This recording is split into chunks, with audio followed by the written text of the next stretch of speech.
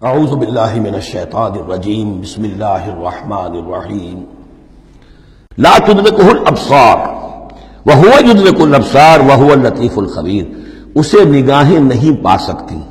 کیوں؟ هو اللطیف، وہ اتنا لطیف ہے، اتنا لطیف ہے، اتنا لطیف ہے کہ تمہاری نگاہیں اسے نہیں پا سکتی، نہیں دیکھ سکتی۔ لا تدرکہ الابصار وہو یدرک الابصار، وہ تمہاری نگاہوں کو پا لیتا ہے، تو اس لیے کہ وہ خبیر ہے، وہ باخبر ہے۔ تو لطیف اور خبیر کے جو دو یہاں اسماء آئے ہیں وہ در حقیقت اس نوعیت سے کہ وہ تو اتنی لطیف ہستی ہے۔ چنانچہ شب معراج میں بھی آیا حضور نے اللہ کو دیکھا یا نہیں دیکھا، اس میں کچھ اختلاف ہے۔ حضرت علی کی رائے یہ ہے کہ دیکھا، حضور نے اللہ کو دیکھا، لیکن حضرت عمر اور حضرت عائشہ رضی اللہ تعالی عنہ ان کی رائے یہ ہے کہ نہیں، اور حضرت عائشہ کا قول یہ ہے نور انا یرا، تو نور ہے، اسے دیکھا کیسے جائے گا؟ تو وہ اتنی لطیف ہستی ہے کہ اس کا دیکھنا ہماری نگاہوں سے ہم نہیں دیکھ سکتے، دل کی آنکھ سے دیکھ سکتے۔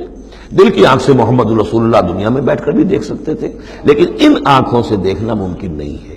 جیسے کہ حضرت موسیٰ نے جب استدعا کی تھی رب ارنی انظر الیک، تو صاف کہہ دیا گیا تھا لن ترانی، تم مجھے نہیں دیکھ سکتے۔ لا تدرکہ الابصار، اسے نگاہیں نہیں پا سکتی، ادراک نہیں کر سکتی اس کا تمہاری نگاہیں۔ وہو یدرک الابصار، وہ تمہاری نگاہوں کو پا لیتا ہے، وہ دیکھ رہا ہے تمہیں، ہر چیز تمہاری جو ہے وہ اس کے سامنے آیا ہے۔ وہو اللطیف الخبیر۔ قد جاءکم بصائر من ربکم، دیکھو تمہارے پاس آ چکی ہیں بصیرت افروز باتیں تمہارے رب کی طرف سے۔ فمن ابصر فلنفسہ، تو جو کوئی دیکھے گا، آنکھیں کھولے گا، حقائق کا مواجہہ کرے گا، حقیقت کو تسلیم کرے گا، تو وہ اپنے بھلے کے لیے فلنفسہ۔ ومن عمی فعلیہا، اور جو کوئی اندھا بن جائے گا، آنکھیں بند کر لے گا، حقیقت کو نہیں دیکھنا چاہے گا کسی تعصب کی وجہ سے، ہردرمی کی وجہ سے، ضد کی وجہ سے، تو اس کا سارا وبال اس پر آئے گا۔ وما انا علیکم بحفیظ، اور بہرحال میں تمہارا کوئی نگران نہیں ہوں، میں تمہارے اوپر کوئی ٹھیکیدار نہیں ہوں، میں تمہاری طرف سے جواب دہ نہیں ہوں۔ وکذالک نصرف الآیات، اور اسی طرح ہم اپنی آیات کو گردش میں لاتے ہیں۔ ولیقولوا درست، تاکہ یہ پکار اٹھے کہ اے نبی صلی اللہ علیہ وسلم آپ نے سمجھانے کا حق ادا کر دیا۔ درستہ اصل میں عربی زبان میں آتا ہے درس یدرسو، لکھنا مٹانا، لکھنا مٹانا۔ جیسے بچے شروع میں جب کوئی تعلیم حاصل کرتے ہیں تو تختی ہے، تختی لکھی پھر دھو دی، پھر لکھی پھر دھو دی۔ اب تو خیر تختی وقتی شاید آج لوگوں کے ذہنوں سے نکل گئی ہوں گی باتیں۔ آج کا بچہ کیا سمجھے گا تختی کس بلا کا نام ہے؟ یا سلیٹ ہوتی تھی، اب اس میں کچھ کیا پھر دھو دیا، پھر کچھ لکھا پھر صاف کر دیا۔ تو یہ ہے کہ کسی کو پڑھانے کے لیے تدریجاً بار بار درستہ، اے نبی آپ نے خوب بار بار ہر طرح سے، ہر اعتبار سے، ایک پھول کا مضمون ہے تو 100 رنگ سے باندھوں، آپ نے بات سمجھا دی۔ وَلِنُبَيِّنَهُ لِقَوْمٍ يَعْلَمُونَ، تاکہ واضح کر دیں ہم اس کو ہر طرح سے ان لوگوں کے لیے جو علم حاصل کرنا چاہیں یا جو علم رکھتے ہیں۔ اتبع ما اوحی الیک من ربک، اب دیکھیے یہاں پر میں نے آپ سے کہا تھا کہ بار بار حضور سے خطاب آئے گا، لیکن یہ خطاب صرف حضور سے نہیں ہوتا، یہ حضور کی وساطت سے امت کے لیے بھی، اہل ایمان کے لیے بھی۔ لیکن مکی صورتوں میں آپ کو 2/3 قرآن میں براہ راست خطاب مسلمانوں سے بہت کم ملے گا، شاذ۔ یہ خطاب جو ہے چونکہ جب امت کی شکل بنی ہے مسلمانوں کی، وہ تحویل قبلہ کی بات بنی، اب امت ہے۔ کذالک جعلناکم امۃ وسطا لتکونوا شہداء علی الناس ویکون الرسول علیکم شہیدا۔ پھر خطاب، پھر تو ایک سورہ حجرات جو ہے 18 آیتیں 5 دفعہ یا ایھا الذین آمنوا یا ایھا الذین آمنوا یا ایھا الذین آمنوا یا ایھا الذین آمنوا، لیکن یہ کہ آپ کو اتنی لمبی لمبی صورتوں میں یا ایھا الذین آمنوا ملے گا ہی نہیں۔ اہل ایمان سے بھی جو کہا جا رہا ہے وہ حضور سے واحد کے صیغے میں۔ اتبع ما اوحی الیک من ربک، پیروی کرو اس کی جو وحی کیا جا رہا ہے آپ کی طرف، آپ کے رب کی طرف سے، اور یہ صرف حضور کو نہیں، سب کے لیے۔ لا الہ الا ہوا، اس کے سوا کوئی معبود نہیں۔ وَأَعْرِضْ عَنِ الْمُشْرِكِينَ، اور ان مشرکوں سے ذرا کنارہ کشی کیجئے، ذرا اپنا چہرہ ان کی طرف سے آپ پھیر لیجئے، زیادہ ان کے حال پر توجہ نہ دیجئے۔ وَلَوْ شَاءَ اللَّهُ مَا أَشْرَكُوا، اگر اللہ چاہتا تو یہ شرک نہ کرتے، اگر اللہ کو جبری اختیار کرنا ہوتا اپنا اور بالجبر ان کو ایمان پر لانا ہوتا تو سب کو ایمان پر لے آتا۔ وَمَا جَعَلْنَاكَ عَلَيْهِمْ حَفِيظًا، اور دیکھیے اے نبی ہم نے آپ کو ان پر داروغہ، نگران، ذمہ دار، ٹھیکیدار نہیں بنایا ہے۔ آپ کا کام ہے حق کو واضح کر دینا۔ انذر بہ، ذکر بہ، بشر بہ، اس قرآن کے ذریعے بشارت دیتے رہیے، قرآن کے ذریعے خبردار کرتے رہیے، قرآن کے ذریعے تذکیر کرتے رہیے، آپ کا کام یہ ہے۔ فذکر انما انت مذکر لست علیہم بمسیطر، یاد دہانی کرائیے، اس لیے کہ آپ یاد دہانی کرانے والے ہیں، آپ ان کے اوپر داغوں کا نہیں ہیں۔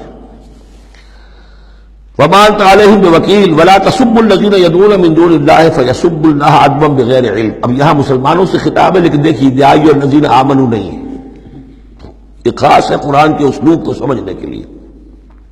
اور مت گالیاں دو ان کو، برا بھلا کہو ان کو جن کو یہ پکارتے ہیں اللہ کے سوا، یعنی کوئی جوشیلا نوجوان مسلمانوں میں سے اور وہ گالیاں دینی شروع کر دے لات اور عزا اور منات کو، کیا ہے یہ، کچھ نہیں ہے، ان کی کوئی حیثیت نہیں ہے، تو یہ ساری چیزیں ٹھیک نہیں ہیں۔ ان کے وہ محترم انہوں نے جو بھی گھڑے ہوئے ہیں، ان کے ذہنوں میں ان کی عظمت ہے، ان کی عقیدت ہے، خام خواہ وہ جوش میں آ کے، غصے میں آ کے اب اللہ کو گالیاں دینے لگیں گے، تو اس سے یہ کہ خام خواہ اس طرح کا اشتعال آمیز انداز اختیار نہ کرو۔ ولا تسبوا الذین یدعون من دون اللہ، مت گالیاں دو یا برا بھلا کہو انہیں جنہیں یہ پکارتے ہیں اللہ کے سوا، فیسبوا اللہ عدوا بغیر علم، تو اللہ کو گالیاں دینے لگ جائیں گے زیادتی کے اندر آ کر، زدم زدہ میں آ کر، بغیر علم کے۔ کذالک زینا لکل امۃ عملہم، اسی طرح ہم نے ہر قوم کے لیے اس کے عمل کو مزین کر دیا ہے، وہ اسی میں خوش ہے، مگن ہے۔ ہمارے آباء و اجداد کی مورتیاں ہیں، یہ دیویاں ہیں، دیوتا ہیں، اس میں مگن ہیں، ان کے احساسات ہیں، ان کے جذبات ہیں۔ سمجھاؤ ضرور، انذار کرو، تبشیر کرو، تذکیر کرو، تبلیغ کرو، نصیحت کرو، سب کچھ کرو، لیکن یہ ہے کہ ان کے ساتھ گالم گلوچ نہیں اور ان کے معبودوں کو برا بھلا کہنا نہیں۔ ثم الی ربہم مرجعہم، پھر ان کے رب ہی کی طرف ان سب کو لوٹنا ہے، فینبئہم بما کانوا یعملون، وہ ان کو جتلا دے گا جو کچھ کہ وہ کرتے رہے تھے۔ واقسموا باللہ جہد ایمانہم، اور وہ قسمیں کھا کھا کر کہتے ہیں، اب یہ وہی آ گیا جو عمود ہے اس سورہ مبارکہ کا، کچھ عرصے سے اس کچھ رکوعوں سے اس کا تذکرہ نہیں آیا تھا، اب پھر بڑے شد و مت کے ساتھ وہی بات، دکھاؤ ہمیں معجزہ، دکھاؤ ہم ایمان لے آئیں گے۔ کیوں نہیں دکھاتے معجزہ؟ نبوت کا دعویٰ ہے، رسالت کا دعویٰ ہے، عام دعویٰ تو نہیں کر رہے ہو تم، کیوں نہیں کوئی معجزہ دکھاتے؟ جب خود کہتے ہو کہ موسیٰ نے دکھائے، عیسیٰ نے دکھائے، فلاں نے دکھائے، قوم سمود کو دکھا دیا گیا معجزہ، تو آخر کیا قیامت آ گئی، ہمیں کیوں نہیں معجزہ دکھاتے؟ وَأَقْسَمُوا بِاللَّهِ جَهْدَ أَيْمَانِهِمْ، اور اپنے عوام پر اثر ڈالنے کے لیے قسم، خدا کی قسم ہے محمد ہم ایمان لے آئیں گے، آپ دکھائیے تو صحیح ایک دفعہ معجزہ، کیا بگڑتا تھا ان کا قسمیں کھانے میں؟ اقسموا باللہ جہد ایمانہم، وہ اللہ کی قسمیں کھا رہے ہیں اپنی پوری قوت کے ساتھ، شد و مت کے ساتھ۔ لئن جاءتم آیۃ لیؤمنن بہا، اگر آیت آ جائے، نشانی آ جائے، معجزہ دکھا دیا جائے، وہ لازماً ایمان لے آئیں گے۔ قل انما الآیات عند اللہ، کہہ دیجئے نشانیاں تو سب اللہ کے اختیار میں، میرے اختیار میں نہیں، اللہ کا فیصلہ وہ نہیں دکھانا چاہتا۔ اب اس میں جو اثر پڑ سکتا تھا اہل ایمان پر، اس کا جواب ہے آگے، وما یشعرکم، اے مسلمانوں تمہیں کیا پتا ہے، انہا اذا جاءت لا یؤمنون، جب وہ نشانی آ جائے گی تب بھی یہ نہیں مانیں گے، لیکن ان کی مہلت ختم ہو جائے گی، پھر وہ عذاب فوری طور پر آ جائے گا۔ ابھی در حقیقت اس میں خیر ہے، اس میں بھلائی ہے، اسی میں ان کے لیے اپنے اوپر سختی جھیل لو، اپنے اوپر جو بھی اس وقت تنگی آ گئی ہے، ضیق ہے، اس کو برداشت کرو، لیکن یہ کہ یہ چیز ان کے قوم کے حق میں، لوگوں کے حق میں مفید نہیں ہوگی۔ اور اب جو آیت آئی ہے وہ بہت ہی اہم ہے، وَنُقَلِّبُ أَفْئِدَتَهُمْ وَأَبْصَارَهُمْ كَمَا لَمْ يُؤْمِنُوا بِهِ أَوَّلَ مَرَّةٍ، ہم ان کے دلوں کو الٹ دیں گے، ان کی نگاہوں کو الٹ دیں گے، اس لیے کہ وہ ایمان نہیں لائے تھے پہلی مرتبہ۔ دیکھیے یہ قاعدہ قانون اب اچھی طرح سمجھ لیجئے جو سورہ بقرہ کے شروع ہی میں آ گیا تھا پہلے رکوع میں۔ انسان کا معاملہ یہ ہے کہ اللہ تعالیٰ نے اسے جو صلاحیتیں دی ہیں، اگر وہ اس کو استعمال کرے گا تو اس صلاحیت میں اضافہ ہوتا ہے۔ آپ علم جو ہے لوگوں کو سکھائیں گے، آپ کے علم میں اضافہ ہوگا۔ آپ آنکھ کا استعمال کریں گے، آنکھ کی بصارت برقرار رہے گی۔ پٹی باندھ دیجیے آنکھ پر، 2-4 مہینے تک پٹی بندھی رہے، بصارت زائل ہو جائے گی۔ اس جوڑ کا کام ہے کہ یہ چلے، حرکت کرے، اس کے اوپر آپ پلاسٹر لگا دیجیے، کئی مہینے لگا رہے، اس کی حرکت ختم ہو جائے گی، لاک ہو جائے گی۔ جو صلاحیت اللہ نے دی ہے اس کا استعمال نہیں ہوگا تو وہ ہوتے ہوتے وہ صلاحیت پھر زائل ہو جاتی ہے، ضائع ہو جاتی ہے، سلب ہو جاتی ہے۔ ایک باطنی صلاحیت ہے حق کو پہچاننے کی، میرے اندر وہ صلاحیت ہے، مجھ پہ حق منکشف ہوا اور میرے دل نے گواہی دی حق ہے، میں نے اس کو دیکھنے سے انکار کر دیا، نہیں مانوں گا میں، ضد کی وجہ سے، تعصب کی وجہ سے، ہٹ درمی کی وجہ سے۔ اب اس کے بعد دوبارہ پھر کہیں وہ حق کی ایک چنگاری سی روشن ہوئی، اب اس کا اثر آپ پر کم ہوگا، اس کے اثرات جو ہیں وہ کم ہوں گے، ہوتے ہوتے وہ شکل ہو جائے گی کہ اب سرے سے وہ حق کے پہچاننے کی صلاحیت ہی ختم ہو جائے گی۔ اس کو کہا ہے ختم اللہ علی قلوبہم وعلی سمعہم وعلی ابصارہم غشاوہ، اللہ نے مہر کر دی ہے ان کے دلوں پر اور ان کی سماعت پر اور ان کی آنکھوں کے آگے پردے ڈال دیے، اس لیے کہ اب مہر ہو گئی، جس کو انگریزی میں ہم کہتے ہیں پوائنٹ آف نو ریٹرن، اب اس انتہا کو پہنچ چکے ہو تم کہ یہاں سے واپسی کا کوئی امکان نہیں۔ ہر معاملے میں کوئی ایک وقت ہوتا ہے کہ ابھی آپ واپس جا سکتے ہیں، کوئی پسپائی کوئی اختیار کر سکتے ہیں، کوئی واپس جا سکتے ہیں، کوئی شرافت کے ساتھ کہیں جو ہے وہ آپ ریٹریکٹ کر سکتے ہیں اپنے سٹیپس کو، ایک حد کے بعد پھر ممکن نہیں ہوتا۔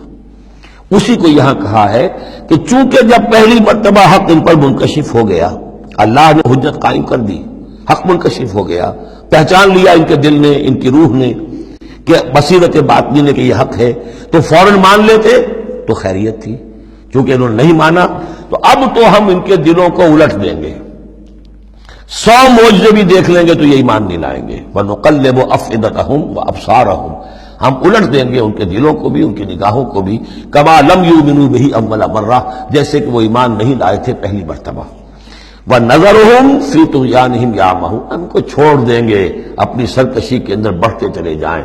یہی وہ لفظ آ گیا جو شروع میں سورہ بقرہ کے آ چکا ہے، باطنی اندھاپا جو ہے، ایک ہے عین میم یہ آنکھوں کا اندھا ہو جانا، ایک ہے عین میم ہے دل کا اندھا ہو جانا، ہم چھوڑ دیں گے یہ باطنی جو ان کی ذہنی نفسیاتی اور اخلاقی جو ان کی گمراہیاں ہیں اور جو اندھیارے ہیں ان میں بھٹکتے ہوئے چھوڑ دیں گے۔ صدق اللہ العظیم۔